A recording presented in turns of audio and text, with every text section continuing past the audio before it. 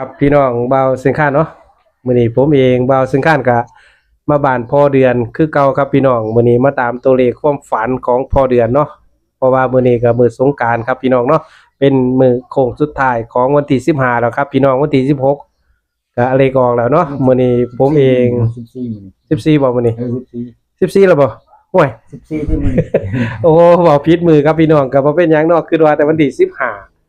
โอ้มื้อนี้พ่อเดือนว่าวันที่14ครับพี่น้องพอดีสงกรานต์เนาะ การสงกรานต์ก็บ่เป็นหยังพี่น้องก็สงกรานต์ถือว่าปีใหม่ไทยพอดีพอเดือนอาจสิฝันดีให้ FC หรือพี่น้องเนาะผมเองบ่าวสิกาก็สิมาตามความฝันของพอเดือนอย่างเดียวครับพี่น้องเนาะความฝันเพราะว่าพอเดือนส่วนมากสิฝันแม่นเพราะว่าช่วงนี้ก็บ่แน่ได้พี่น้องเกิดว่าปู่เพิ่นให้ฝันพอเดือนมีความฝันดีๆให้ FC หรือพี่น้องเขาเนาะสวัสดีครับพ่อเดือน ครับก็ขอสวัสดีเนาะ ครับผม ทุกท่านทุกคนตลอดทั้งบ่อเชียงคานมื้อนี้ก็ได้มาตามแนวทางหรือว่าโชคลาภนั่นล่ะ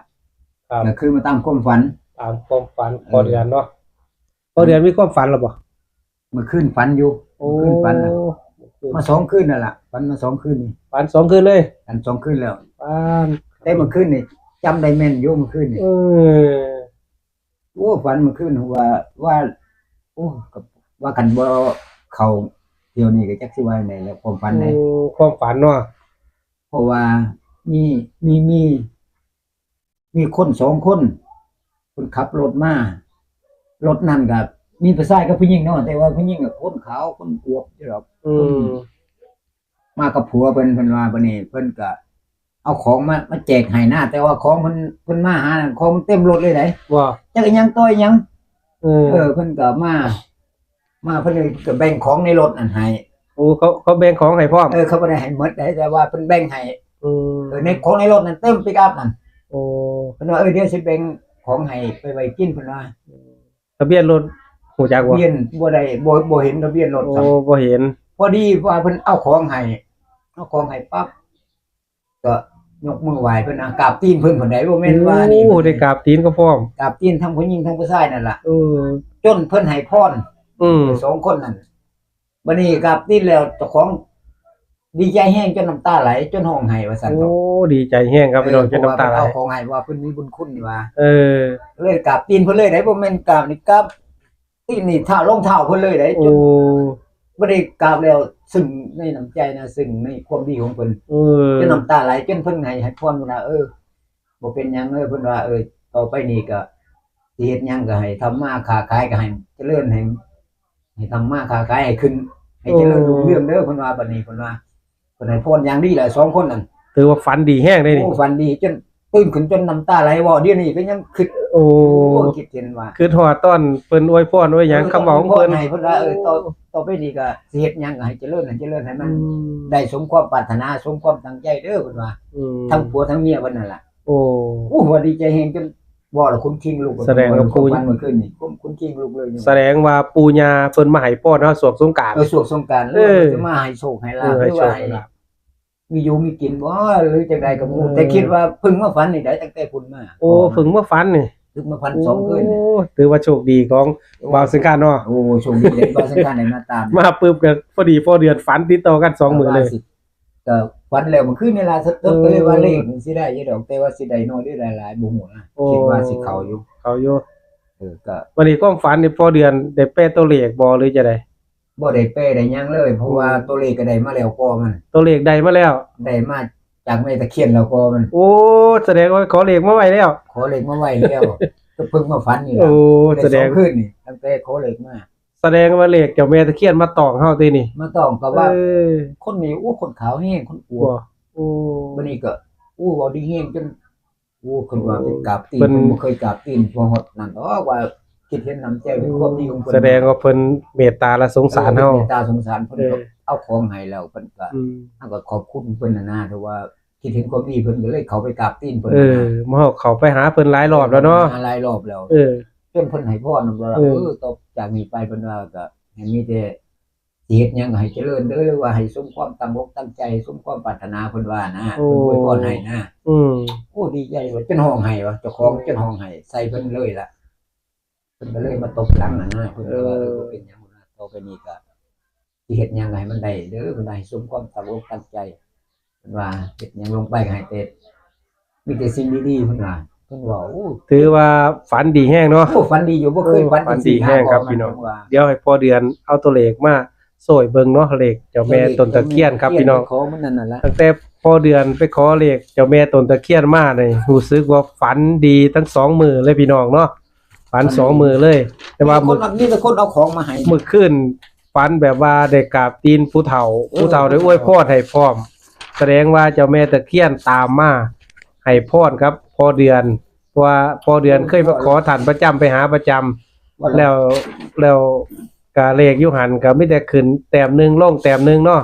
แต่ว่าสุดนี้บ่แน่อาจสิเข้า3ตัวตรงๆก็ว่าได้พี่น้องเพราะว่า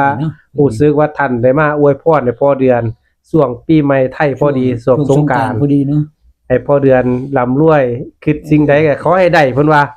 ให้มี สมความตั้งใจเพิ่นว่า สมควรตั้งใจโอ้ ดีจนว่าดีว่าใน พี่น้อง นี่คนคิงยังลงอยู่ในนี่ยังน้ำตา เอาเดี๋ยว ไหลน้ำ โหพ่อเดือนน้ำตาสิไหลเพราะว่าซึ้งในน้ำใจของ นี่เนาะตัวเลข ความฝันเนาะเดี๋ยวเบิ่งตัวเลขด้วยกันครับพี่น้องเนาะ เท่ากับ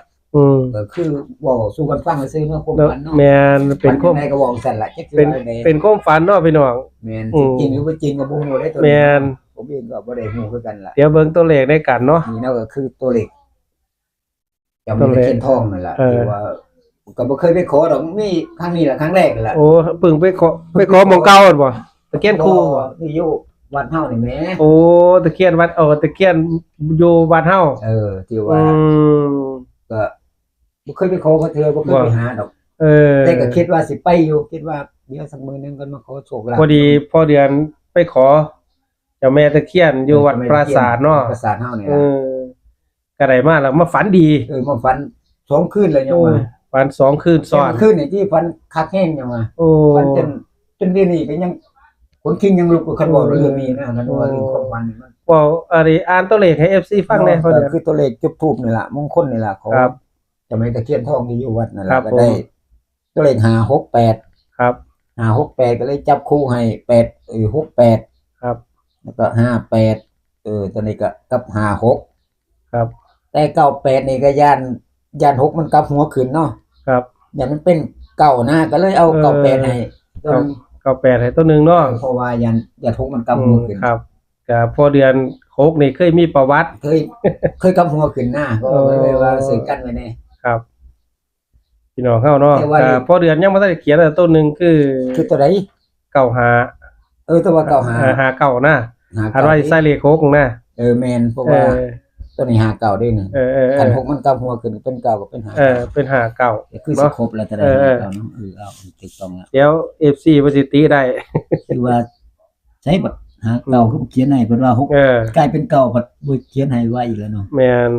เอาให้ครบเนาะนี่ก็เลือกซื้อเด้อแหละ ก็เลือกเสือเด้อพี่น้องเนาะ แม่นว่าให้ซื้อหมดทุกเลขเนาะมักตัวใดก็ตาม แต่ว่าหูซึกว่าตั้งแต่พอเดือนไปเอามาได้2มื้อฝันดีทั้ง2มื้อเลยพี่น้องมีแต่คนเอาของมาให้ แต่เมื่อคืนนี้คักแฮงเนาะ เมื่อคืนคาแข้งจนน้ำตาไหลเพิ่นว่าได้กราบ ว่าถึงความฝันนี่เมื่อคืนนี่คนคิงลุกบ่เศร้าเลย คนคิงลุกบ่เศร้าเลยพี่น้อง ยังจำหน้าได้อยู่คนนั้น จำหน้าได้อีก เดี๋ยวนี้ก็ยังรับตาก็ยังแนมเห็นอยู่เลยคน โอ้ นั้นน่ะนะ โอ้ครับพี่น้องเอ้า มีเด้อตัวเลขก็คือ ตัวเลขก็พอเดือนตัดไว้หมดแล้วเนาะแต่ว่าบ่ได้ไปกราบให้ บ่ได้กลับก็คือก ลับเอาเอง ก็ เออ ตัดซื้อเอาเองเนาะ ครับ ก็เพียงเป็นแนวทางให้ซื่อๆ ครับผม เองก็ เออ สิเข้าหรือสิหลุดก็บ่ฮู้เนาะก็ ครับ บ่ฮู้ก็เพียงแต่ว่าได้แต่ไปขอกับเจ้าแม่ตะเคียนทองนั่นล่ะ ครับผม บางเทื่อเพิ่นดลบันดาลให้หรือว่าเพิ่นสงสาร ครับ เพิ่นอาจจะให้โชคลาภหรือว่าจังไดก็บ่ฮู้ช่วงปีใหม่ช่วงสงกรานต์ ครับผม อาจเพิ่นเพราะว่าบ่เคยไปหาเพิ่นจักเทื่อนะก็ ครับ เอ้าถ่ายคลิปแล้วอวยพรให้ FC แน่พอเดือนปีใหม่แล้วให้ FC พอเดือนปังๆทุกคน FC ทุกท่านทุกคนเนาะผู้ ครับ ที่ติดตามช่องเบาสังขารก็ดีเราทั้งเบาสังขารมื้อนี้ก็ได้มาตามความฝันเลขของตัวเลขของเจ้าแม่ตะเคียนทองนั่นล่ะที่ได้มาก็เพิ่งมาฝัน2คืนนี้ในช่วงเทศกาลช่วงปีใหม่นี่ก็ขออวยพรให้ FC ทุกท่านทุกคนเนาะที่ติดตามหรือว่าเขารับชมช่องของเบาสังขารจงมีแต่ความสุขความเจริญแล้วก็ขอให้มีโชคมีลาภในงวดวันที่16เมษายน2568นี่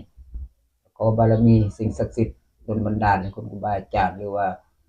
ที่เจะทางก็ดีเจ้าป่าเจ้าเขาหรือว่าแม่นางธรณีจงดลบันดาลหรือว่าไปปกปักรักษา FC ทุกท่านทุกคนผู้ที่เป็น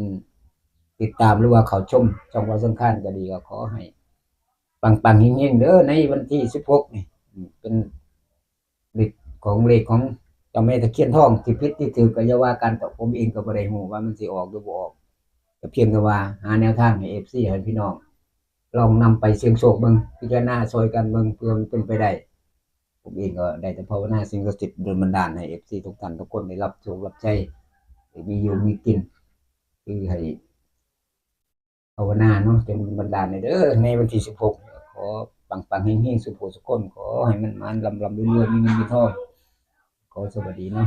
ครับผมสวัสดีครับทุกท่านครับผมขอให้เฮงๆปังๆเด้อ16ในสงกรานต์ล่ะพี่น้องสวัสดีครับผม